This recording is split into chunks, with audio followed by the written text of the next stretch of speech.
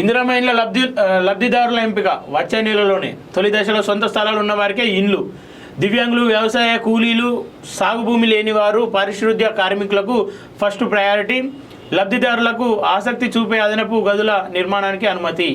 అంటే లబ్ధిదారులు ఒకవేళ ఆసక్తి చూపితే ఇప్పుడు డబుల్ బెడ్రూమ్ అని చెప్పేసి చిన్న చిన్న గదులు చెప్తా ఉన్నారు కాబట్టి దానికి పెంచడానికి కూడా అవకాశం కనబడతా ఉంది. ఆదివాసీ ప్రాంతాలు, ఐటీడీఏల పరిధిలో ప్రత్యేక కోట. మహబూబ్ నగర్, మెదక్, నిజామాబాద్, కొత్తగూడెం జిల్లాల్లో పైలట్ ప్రాజెక్ట్. ఇందిరమ్మ ఇండ్ల విధి విధానాలపై రేవంత్ రెడ్డి సమీక్ష నిర్వహించినటువంటి విషయాన్ని కూడా మనం చూస్తూ ఉన్నాం. త్వరలోనే ఇందిరమ్మ ఇళ్లకు లబ్ధిదారుల ఎంపిక చేపట్టాలని రాష్ట్ర ప్రభుత్వం నిర్ణయించింది. కేంద్ర ప్రభుత్వం అమలు చేస్తున్న ప్రధానమంత్రి ఆవాస్ యోజన గైడ్ లైన్స్కు తగ్గట్టుగా ఇందిరమ్మ ఇండ్ల స్కీమ్ను మొదలు పెట్టనుంది.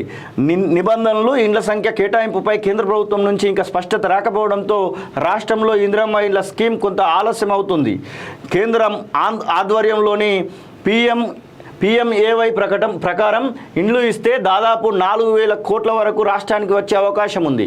కాగా పకడ్బందీగా ఈ స్కీమ్ను అమలు చేసేందుకు గృహ నిర్మాణ శాఖ ప్రత్యేక యాప్ను రూపొందించింది. ఇందులోనే లబ్ధిదారుల ఎంపిక, ఇండ్ల నిర్మాణ దశలు, ఫేజుల వారీగా నిధుల విడుదల వంటివన్నీ అప్డేట్ చేయనున్నారు. పైలట్ ప్రాజెక్ట్ కింద మెదక్, నిజామాబాదు, మహబూబ్ నగర్, భద్రాద్రి కొత్తగూడెం జిల్లాల్లో లబ్ధిదారుల ఎంపిక ఈ యాప్ పనితీరులను ఒకవేళ ఇందిరమ్మ ఇల్లులు కూడా ఇచ్చినట్టే ఉంటాయి. ఇప్పుడు మనము 3 విషయాలు మాట్లాడుకున్నాము నాగేష్. ఒకటేమో రైతు రుణమాఫీ, ఇంకోటి రైతు భరోసా, ఇప్పుడు ఇందిరమ్మ ఇల్లులు. అంటే ఖచ్చితంగా ఈ ప్రభుత్వము ఒక ఆలోచన చేస్తున్నట్టు కనబడుతూ ఉంది. అంటే లోకల్ బాడీ ఎలక్షన్స్లో ముందుకు పోవడానికే చూస్తున్నారా అంటే మనకు అదే అనిపిస్తుంది. లోకల్ బాడీ ఎలక్షన్స్ను ఖచ్చితంగా గట్టిగా 12,000 వరకు ఉన్నటువంటి దాన్ని ఖచ్చితంగా చేయాలనే చూస్తూ ఉన్నారు. ఖచ్చితంగా ఈ వివరాలన్నింటినీ ఉన్నతాధికారులు సీఎం రేవంత్ రెడ్డికి వివరించినట్లు తెలిసింది. డిసెంబర్ మొదటి వారంలోనే ఇందిరమ్మ ఇండ్లకు లబ్ధిదారుల ఎంపిక ప్రారంభించింది. ముగ్గు పోసేలా చూడాలని, అందుకు తగిన ఏర్పాట్లు చేయాలని సీఎం అన్నట్లు సమాచారం. శనివారం జూబ్లీ హిల్స్లో తన నివాసంలో మంత్రి పొంగులేటి శ్రీనివాసరెడ్డితో కలిసి ఇందిరమ్మ ఇండ్ల విధి విధానాలపై రేవంత్ రెడ్డి సమీక్షించారు.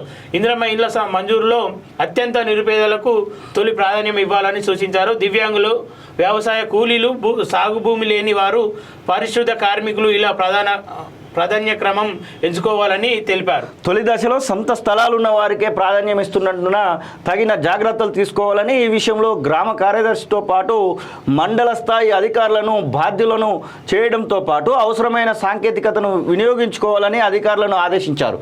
ఇందిరమ్మ ఇండ్ల మొబైల్ యాప్లో ఎలాంటి లోటుపాట్లు లేకుండా చూడాలని, ఏ దశలోనూ లబ్ధిదారులకు ఇబ్బందులు కలగద్దని, అదే సమయంలో శాఖాపరంగా ఎలాంటి పొరపాట్లకు తావివ్వకుండా చూడాలని ఆదేశించారు.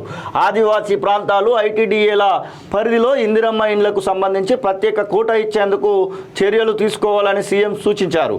లబ్ధిదారులు ఆసక్తి చూపితే ఇందిరమ్మ ఇండ్లకు అదనంగా గదులు నిర్మించేందుకు అవకాశం కల్పించాలని అధికారులకు స్పష్టం చేశారు. అంటే 2-3 విషయాలలో మనం మాట్లాడదాం. గత ప్రభుత్వము డబుల్ బెడ్రూమ్ ఇల్లు అని తెచ్చింది. ఆ డబుల్ బెడ్రూమ్ ఇళ్ళ కోసము దళారులు ఒకడు 20,000, ఒకడు 50,000 ఇట్లా ఒక్కొక్క లబ్ధిదారుని కావాలనుకున్నటువంటి ఆశావాహుల దగ్గర కోట్ల రూపాయలు దండుకున్నారు. ఇక హైదరాబాద్లో మాత్రం చెప్పాల్సినటువంటి అవసరం లేదు.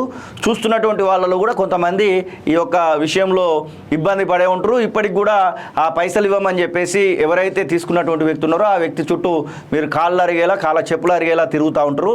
ఖచ్చితంగా ఇది జరుగుతున్నటువంటిది అంతే. ఇక మండల స్థాయిలో కూడా ఇదే జరిగింది.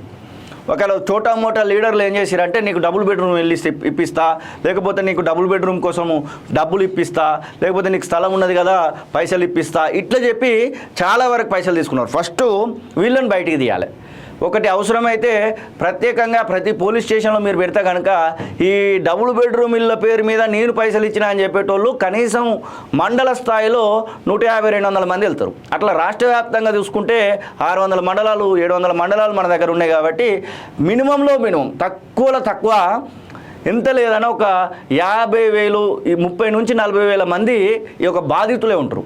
వాళ్ళకు సంబంధించినటువంటి విషయంలో అంటే దీనిలో అప్పుడు ఏది అయినా అంటే ఈ మధ్యలో వచ్చినటువంటి దళారుల అనాలనో లేకపోతే బ్రోకర్ల అనాలనో లేకపోతే వీళ్ళు పేద ప్రజలను వంచేటటువంటి వాళ్ళ అనాలనో కానీ వాళ్ళు చేసినటువంటి పాపం అయితే అంత ఇంత కాదు. 30,000, 50,000, ₹1,00,000 వరకు కూడా ఈ ఇల్లులు వస్తాయని ఇచ్చినటువంటి వాళ్ళు ఉన్నారు.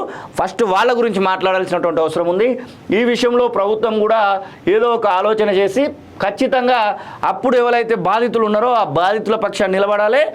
ప్రత్యేకంగా దీనికోసము పోలీసు వాళ్ళను కూడా దీనికోసం ఏర్పాటు చేయాల్సినటువంటి అవసరం ఉంది. ఎందుకంటే ఇలాంటి దళారుల చేతుల్లో మోసపోయినటువంటి వాళ్ళు ఉన్నారు.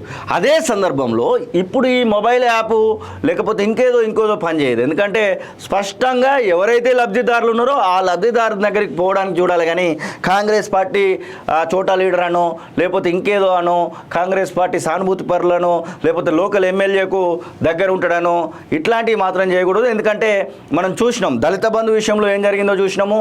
దళిత బంధు డైరెక్ట్గా ఎమ్మెల్యే పక్కపంట ఉంటే పిఏ కూడా ఇచ్చారు. కొన్ని సందర్భాలలో అట్లాంటివి జరిగినాయి. కాబట్టి ఖచ్చితంగా ఇందిరమ్మ ఇళ్ళ విషయంలో పకడ్బందీగా ముందుకెళ్తే మాత్రము అందరూ హర్షించడానికి అవకాశం అయితే ఉంటుంది. మరి ఆ విషయంలో ప్రభుత్వం ఎలా ముందుకు పోతుందో ఒకసారి అయితే ఆలోచించాల్సినటువంటి అవసరం అయితే ఉంది.